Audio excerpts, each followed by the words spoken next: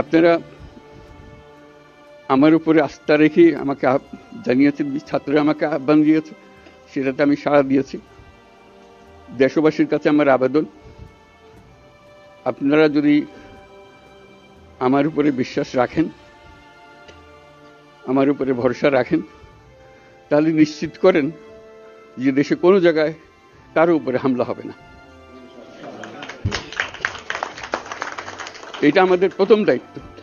এটা যদি আমি করতে না পারি, এটা আমার কথা যদি না শোনেন আপনারা, তাহলে আমার প্রয়োজন এখানে নাই।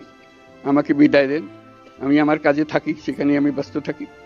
যদি আমাকে প্রয়োজন মনে করেন, তাহলে আমাকে প্রয়োজন মনে করলে আপনাদেরকে দেখাতে হবে যে আমার কথা আপনারা শোনেন।